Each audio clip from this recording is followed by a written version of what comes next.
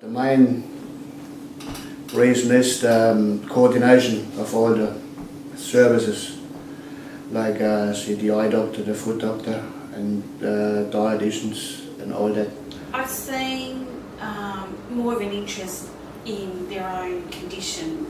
I've certainly taken a bit more notice of mine, and through the physio part of it, we're actually now going to start going to buy a bike. We're going to buy a recumbent bike, which is not something I was aware of, but through that physiology thing, yeah, we've actually started moving towards doing something a bit extra. It's one of those conditions that you can't see, therefore you're not sick.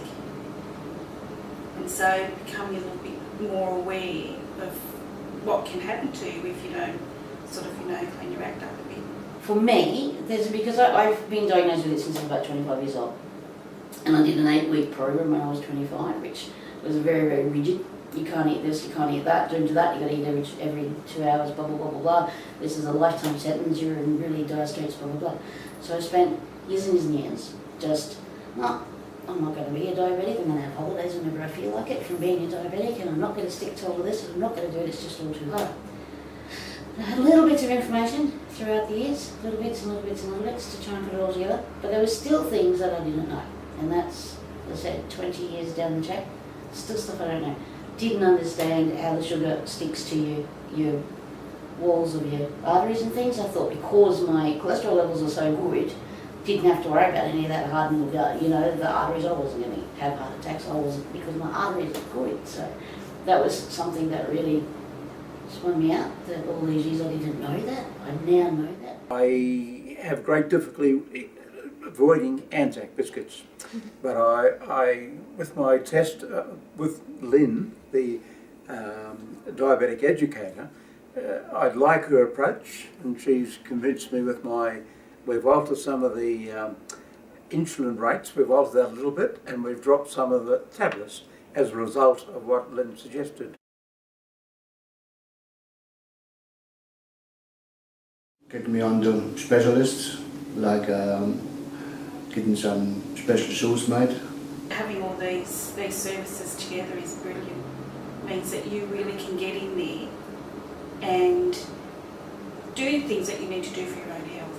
I now know that my feet are okay. I now know that things with my diabetes, some things are good and some things I really need to get a handle on. So instead of just going off there thinking, well no, look, my kidneys are fine and this is fine and that's fine, I don't have to really stress about this.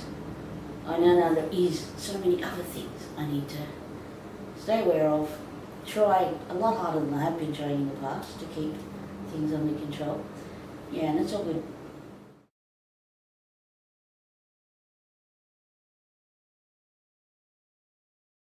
Starting to keep appointments, do your blood sugar levels, do your blood tests every 3 months, all that sort of stuff. I'm buying different types of food at the moment. As I say, I haven't bought an Anzac biscuit for 18 months, which is an achievement for me. I check my sugar a little more often. I was only ever just borderline, so I've noticed that if I don't eat, my sugar doesn't go up. Therefore, now having to do more portion control, a bit more exercise, and do my sugars a little bit more often have helped a lot. I'm so pleased that this program is going, because there is so many people out there who need the education, and they don't seek it out, they don't see that anything's wrong, and then it becomes too hard.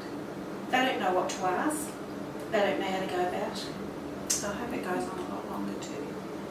And something really positive comes about it.